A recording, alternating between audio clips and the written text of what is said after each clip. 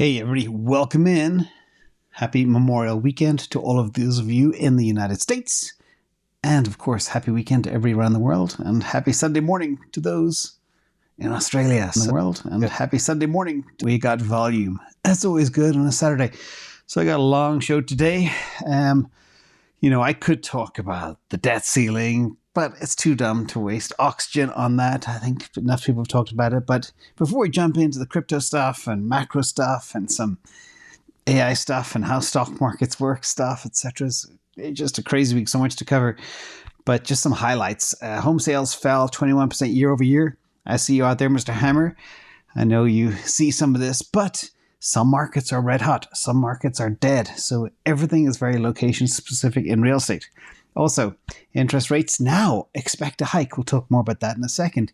U.S. government days away from default. The market cap of NVDA went up 4x more in one day than the U.S. government has in their kitty. Insane. PCA inflation did rise for the first time since 2022. That's not good. And of course, 30-year mortgage rates hit 7.1%. And Target took a $9 billion loss and pulled some displays. But I'm not going to talk about that either. But lots of weird stuff happened this week, but I'm going to focus on really what does matter. Thank you, Mr. Keyframe. So this is, of course, a disclaimer. Everything I say is for edutainment only. And please subscribe to the channel, amplify your intelligence.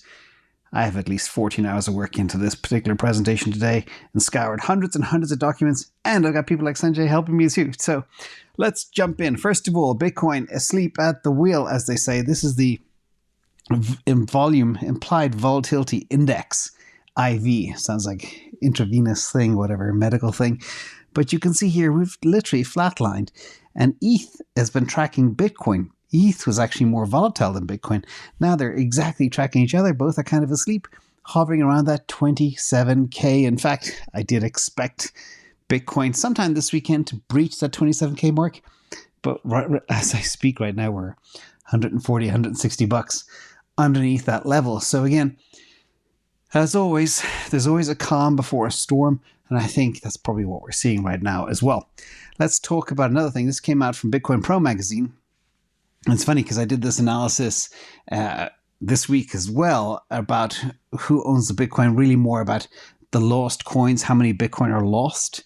But they came out and put together a little bit of analysis, which I thought was kind of interesting. They say only 3 million Bitcoin are lost. If you look at my video from lost coins, I'll put it up here afterwards, you will see it's a lot more than 3 million. And even if you look at the comments in that video, you'll see all the people who have lost their Bitcoin, not once, but many twice as well. A lot of them in the early days, people got a 70 Bitcoin, 300 Bitcoin, 500 Bitcoin, all lost.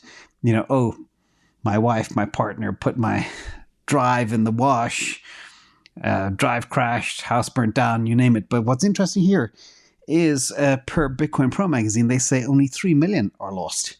I know it's way over 4 million, probably 5 million. So that is interesting. And also they have the Satoshi stash at 1.1 million. I think it's 1.04. Anyway, the point of this is this shows you who has the largest Bitcoin holdings. A couple of things there like the unmined 1.6 million and unmined Bitcoin left until the year 2140, 2.3 million on exchanges, etc. Block 1, big bag holder, bigger than Michael Saylor, 140,000. Mt. Gox, Tether, etc. Tether's bag is growing. We discussed that earlier in the week as well. I think on Tuesday it was in Okta. Another view of it is percentages, just so you can see exactly, what that 2.3 million is on exchanges. That's worth about 11% of the supply. Lost Bitcoin 14%, more like north of 20% in my opinion. And we'll never know the truth over time, but I can tell you for a fact, a lot is lost, a lot. So let's move on from that. Let's talk a bit about the Hong Kong China tailwind. I did cover a whole video on that earlier this week, but what's really interesting is, the Chinese stock market is sending a strong signal that investors have significantly reduced their expectations of an economic rebound. The CSI 300 index reaching its lowest level so far this year.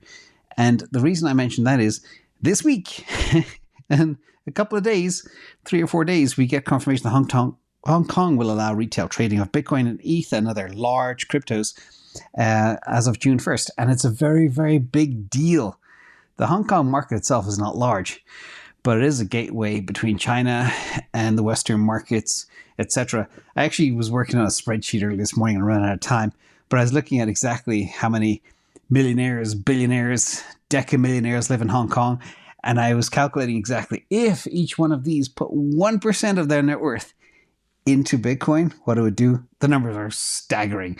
And that's how scarce this asset is. That's why we play with Bitcoin. Now, this is another one. I always say, get in early, get in hard.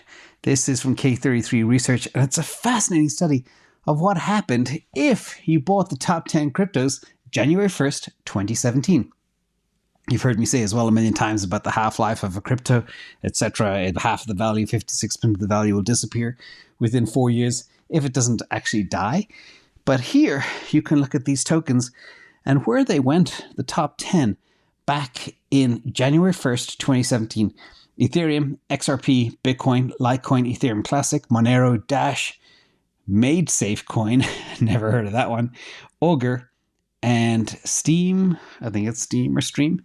And this is the performance over that time frame. Hey, Zeno, and T&D, Tesla, and everybody else in there. But when you look at some of these numbers, they're staggering. From that date, January 1st, 2017 to today, Ethereum done a 220x. That's why we have a little bit of allocation to altcoins, because they do a lot more than Bitcoin. Bitcoin did 27x, while ETH did nearly 10 times that, which is staggering. XRP 71x, Litecoin 18, Ethereum Classic 13, Monero 11, Dash, etc. And Made Safe Coin 2x. And then you go below the 2x, because if you're investing for 1, 2, 3, 4, 5, 6 years, and you make 80% or 30%, that's not very good, because your money is debasing by at least 35% in those 6 years as well. But that's not the point of what I'm trying to say here. The point is timing. Now, let me show you an interesting stat. This is if you bought in January 2017, you made 3,369% to today on those top 10 currencies. If you bought exactly 365 days later, those same top 10 cryptos, you would have made 6%. You're probably scratching your head. It's like, how is that even possible? Well, that's because of this. All the move happened in that year. That's the green arrow there. If you weren't in early, if you did not get that green arrow move, you were toast, because a lot of these, coins kind of become obsolete over time. But again, as I always say, get in early, get in hard. By the way, I tried to make an AI image of this. It doesn't spell correctly for whatever reason. But I always kind of say, get in early, get in hard. And another illustration, forget that crappy graphic, I'll make a better one. I thought I had one, I just couldn't find it because I'm on my own today. But in 2013, this is another interesting stat, and this is the same for all over the world. I'm going to use American data, and a big thank you to Sanjay for this. Americans believed $58,000 was enough to support a family of 4 people. 58 grand, 2013, 10 years ago. Today, they need at least 85 grand. Many people say over 100,000, but just say 85,000 for giggles. So in 2013, that would be 77 Bitcoin. Okay? 58K, 77 Bitcoin. Today, 3 Bitcoin to equal 85,000.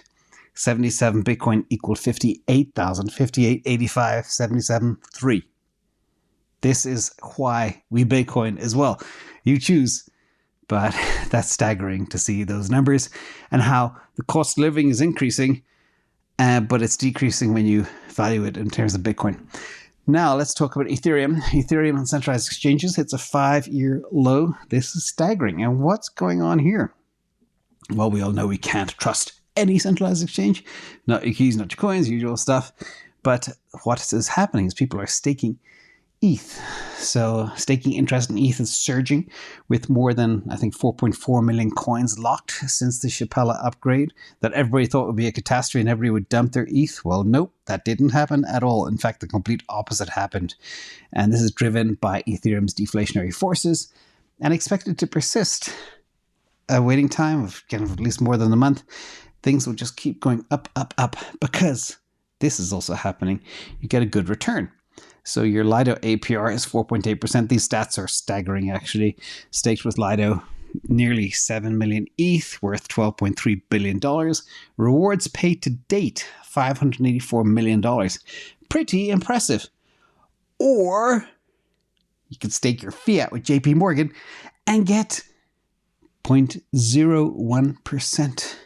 And by the way, just as I illustrated with Bitcoin, going up in purchasing power, fiat going down, cost of living going up, Ethereum will go up too. So not only are you making, 5% on your ETH, but also the value of ETH will go up over time, which is kind of staggering. Anyway, let's talk about Matic for a second before we get into the juicy stuff. According to data shared by crypto analyst, I think Ali Martinez, he said the number of new Matic addresses created on the Polygon network on May 23rd, 24th, I can't remember the exact date, is 556 addresses. That is a pittance, ladies and gentlemen. So if you look at the purple line, that is new addresses, and it is at that more than 2-year low. It's kind of like a 25, 26, 27 month low, whatever, which is not good. But it's not dead. If we look at our IA dashboard, I always trying to compare what I read on the interwebs to how it compares to reality. This is daily active users per our dashboard for all the smart contract platforms.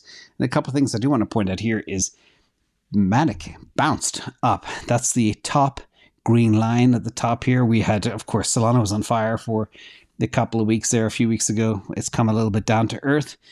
Solana is now currently under Ethereum and Matic, but Matic has been bouncing a lot. And the Matic killer Arbitrum is also down in daily active users. That's kind of falling out of favor. And Near is popping up. So I haven't seen Near on this type of pop now for quite some time. So, we monitor this very carefully. As I say, everything's about adoption in this space. That's why we track it religiously every single day and have live feeds and everything else. We're trying to find ways to expose this to the world as well, let you all see it. So that is Matic. So no new users, but the existing users are very, very dedicated. Let's move forward to the narrowest rally of the century. And I have been talking about this for quite some time. If you're not in the top names, you're toast. And here, only 1.4% of stocks actually matter. The top 7 made 44% so far this year. S&P 500's up 10%, carried by those top 7. If you didn't have the top 7, if you're carrying the 493 other companies in the S&P 500, you made 1%. Woohoo! But recent tech fuel gains in the stock market led to a situation where only a few stocks are contributing to the gains, and that is craziness. And it's all been driven by the narrative and the excitement around AI. AI. I know you're probably sick of hearing about it, but this is the most revolutionary development that I have seen in my lifetime, that I will probably ever see in my lifetime, and probably anybody who's been alive for the last 120 years will ever see in their lifetimes as well. This is staggering, and let me explain why. But before we do that, we'll look at some stocks that are so far overbought based on what they call RSI. And I'll walk through this too. I thought this was an interesting analysis. This is a list of all the top stocks. So first of all, to explain what RSI is, typically RSI means these stocks are overbought according to relative strength index. And a stock price that typically has an RSI above 80 is considered to be overbought. And pretty much all of these, with the exception of Synopsys, has a RSI over 80. And this means basically the stock has been rising too quickly and is likely to experience a pullback. And a pullback is a decline in the price of a stock, and it's often caused by investors taking profits after the stock has risen sharply. No guarantees. But top of the list here, actually I'm surprised NVDA wasn't top of the list. Top of the list is AMD, then followed by ServiceNow, then Gartner, then Broadcom, then Accenture. Top 5, number 6 is NVIDIA, 7 Akamai, 8 Meta, Google 9, and etc. But I have 3 of these. And again, even though RSI is high, it doesn't mean things will crash back down. They do, 80, 90% of cases, but some cases they stay high and just fizzle out at a high level. But let's talk more about how the stock market works as well. And we'll talk about EV adoption as well. Everything's just so much to cover here. I'm a little bit all over the place, so sorry about that. But U.S. EV adoption forecasts is a huge miss. This came out from the team at ARK Invest, and it shows the actual forecasts by year for battery electric vehicle adoption. You can see, for example, if you go back to the red line in 2014, the government forecasted pretty much zero BEV adoption. 2015, a little bit, etc., etc., etc. And it went on and on. But even if you take the most recent forecasts of, say, 2022, the purple line, which is the actual sales of EVs in the United States, has just beaten the forecast from last year from the government. It's going directly vertical. I added a huge purple arrow to point to that purple line, and this is insane. And many people forecasted that, half of all cars would be battery electric by 2030.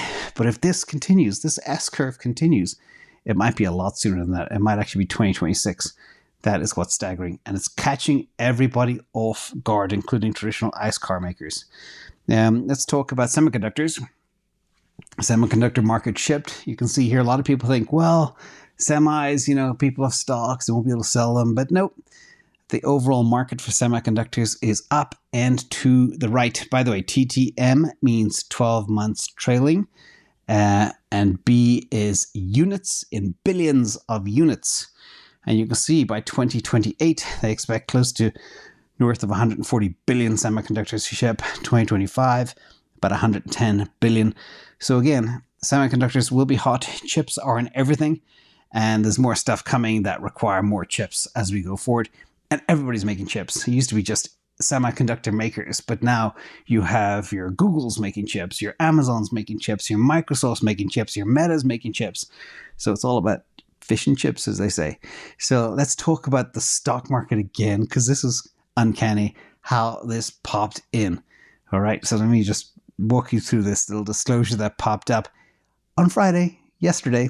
So here's how the game is played. NVIDIA posts okay results, but a really strong outlook. That's what got the market so excited from the call. It's like, hey, we expect our revenue to be huge next quarter. 90 days out, massive. But the valuation of the stock today assumes a growth rate of 35% for years and years, for the next 8 to 10 years into the future, to generate reasonable returns. And on Friday afternoon, NVIDIA files an updated shelf registration that indicates they are planning to sell $10 billion worth of stock. Now, again, to put things in perspective, stock price is high. It's a good time if you're a company to generate money for free by diluting your stock, by issuing stock. But $10 billion in dollars as a percent, or is it 10 billion units? Let me check. Yeah, $10 billion is a small spit in the bucket considering the market cap of NVIDIA is nearly $1 trillion. So it's tiny. Not a big issue, but there will be a tiny little bit of dilution coming as well. But that's just classic, Stock price shoots up immediately. Within hours, the company is like, okay, let's sell some of this richly priced stock as we go forward and raise money to support their growth of 35%. And that's why I showed this chart, because it's very important. Is it possible to grow at that rate? Yes, if you are the leader. So that's why the whole NVIDIA thing is kind of interesting. And of course, we are in the middle of this, as Bank of America would say, bubble trend. But what's interesting about the AI stuff today, it's not a bubble. What AI is actually doing, it's real. It's real empowerment. It's not, 10 years from now, we're going to have some AI that might actually do something. It's doing something every single day. And the pace of development is staggering. Let me give you some examples. Oh, by the way, if you want to walk through this graphic, hit pause, and you can see it starts at the printing press, telescope, steam engine, telegraph, light bulb, Model T car, which is a Ford vehicle, by the way, polio vaccine, microprocessors, cell phones, internet, DVDs. It's so funny. DVDs came after the internet. Hybrid cars. Actually, that's an interesting question, because I had internet pretty much the same time I bought, I had dial-up at the same time I bought my first DVD. Anyway, social media, iPhone, Bitcoin, Bitcoin's on the list, EVs, CRISPR technology, and AI. The CRISPR technology revolution hasn't generated a lot of value for shareholders as we go forward. But let's talk about AI and how real it is today, because this is staggering and frightening. First of all, this week, and this per Rowan Chung, the first AI robot officially entered the workforce. It's called 1X. It's backed by OpenAI. It just outpaced Elon Musk's Tesla, Optimus as the first humanoid robot in a professional environment. And their Eve robot has been integrated as a security guard in manufacturing sites. Now, when you watch the video demo, it is a bit kludgy. The robot can't walk. It's on this thing that it guides, but it is able to open a door and move around and see, which is quite remarkable because people are talking about, well, the Tesla Optimus robot won't be ready for another 10 years. Well, you see what Eve is doing here. It's kind of staggering. And also, go figure, a company called Figure just raised $70 million in a Series A funding. The company is developing a multi-purpose humanoid robot that could one day take on a wide range of tasks traditionally performed by people. And needless to say, it's a big week for robots. In addition, the chips are coming. You see how everything is kind of putting together. Chips, semiconductors, AI, robots, etc. This, in case you missed it, I did mention it earlier in the week. Musk's brain implant firm says they have been approved for human tests because they hope to do stuff like this. Is anybody terrified yet? Robots are coming. This is, by the way, AI created based on my spec from Adobe Firefly. Super interesting, super scary. I said, show me terror from a robot to instill fear, and that's it. There's a lot more fear coming.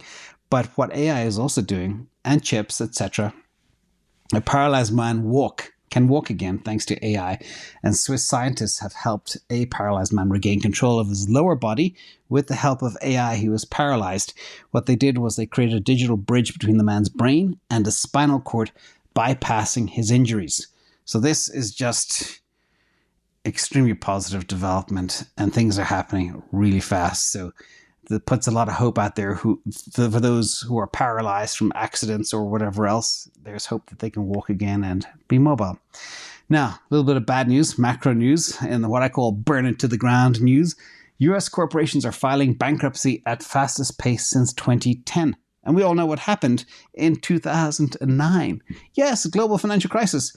Every single thing we see earmarks an upcoming global financial crisis. That's why I call it burn it to the ground.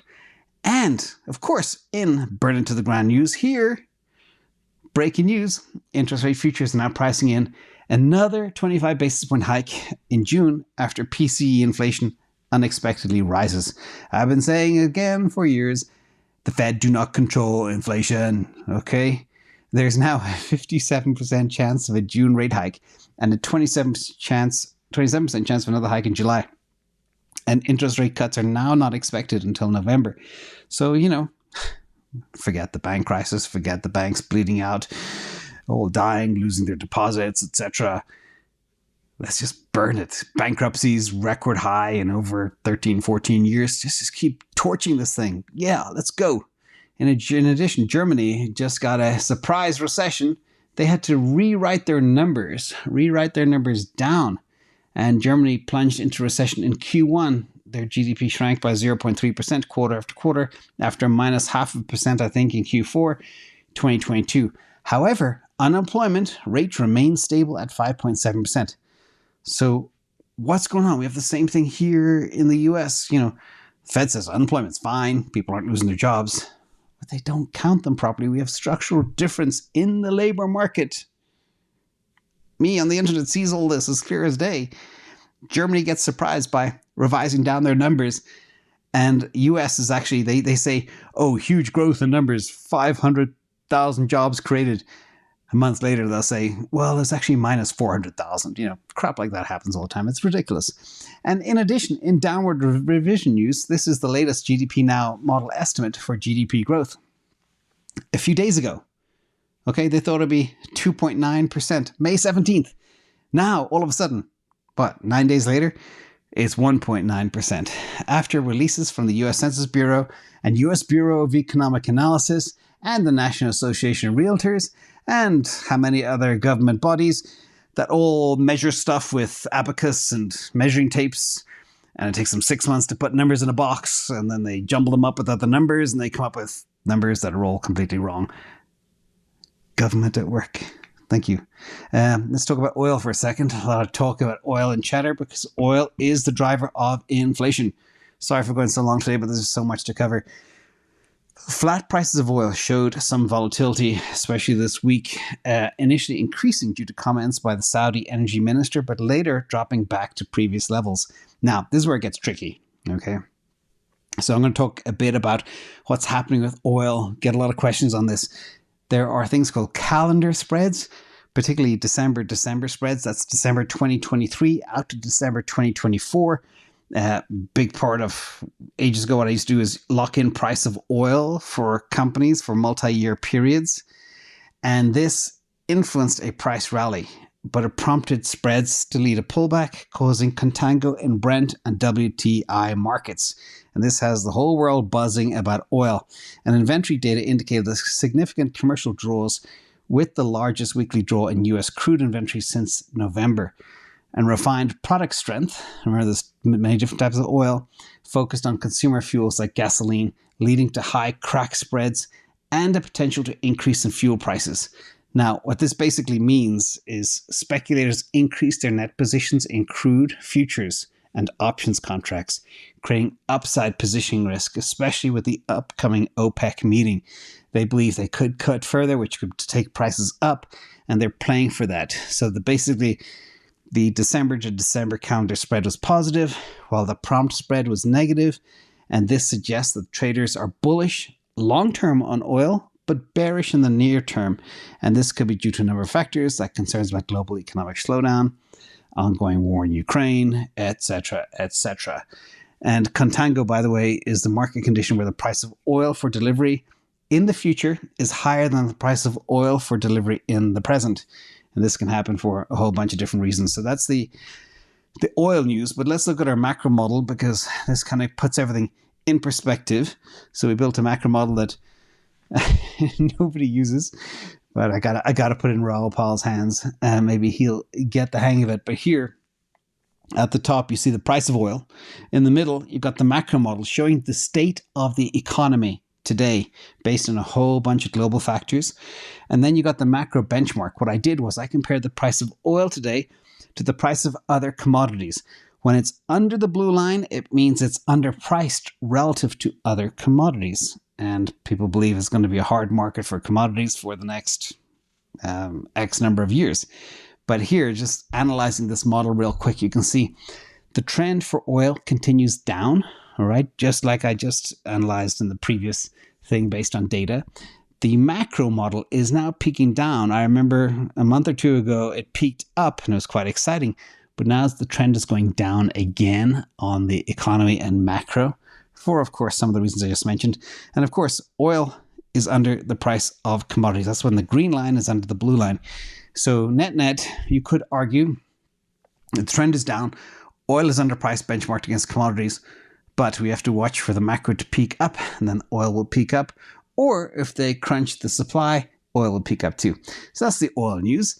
Let's talk about UK. For anybody who's still awake over there in Europe and United Kingdom, this was an interesting story as well. Natwest Bank is limiting withdrawals.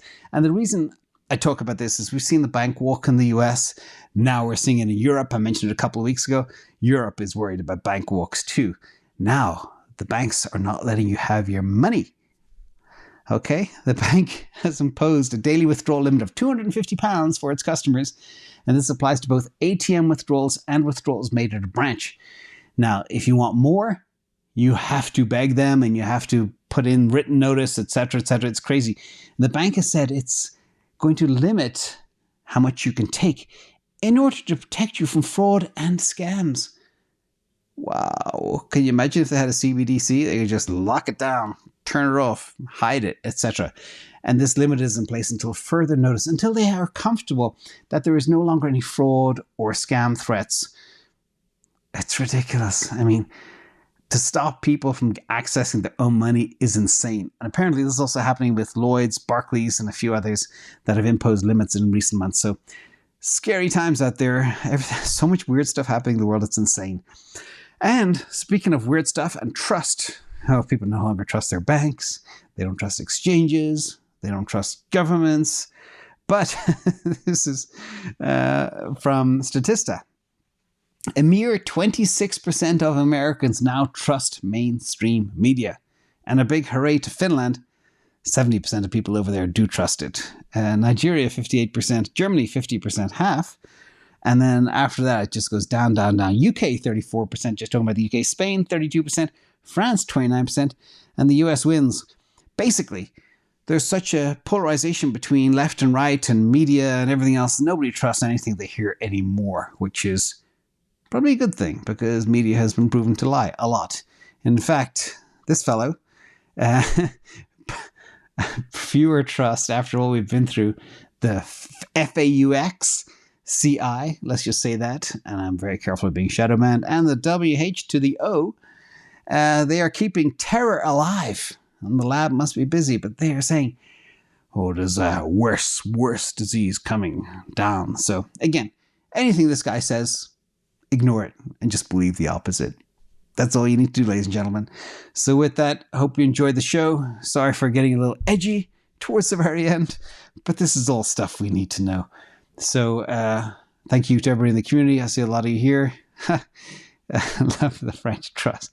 Yeah, the comments are hilarious. And as Beardy says, inverse Kramer. Yeah, whatever the newspaper or the WHO or the government says, or the bank says you can't withdraw your money, you know, there's obviously something else at odds with what they're trying to do. So big thank you, everybody. Thank you to TND, Tesla, and everybody in the chat. See you all tomorrow for the Q&A. I go back to work now and start preparing that. And it has some really interesting questions, especially because of the week you've had. So hit the like on the way out, everybody. Love you all. That was the weekend review. And sorry about those 40 nuggets. I wanted it to be like 10 slides, but there's just so much happening. Thank you all. Love you all. See you tomorrow. Bye.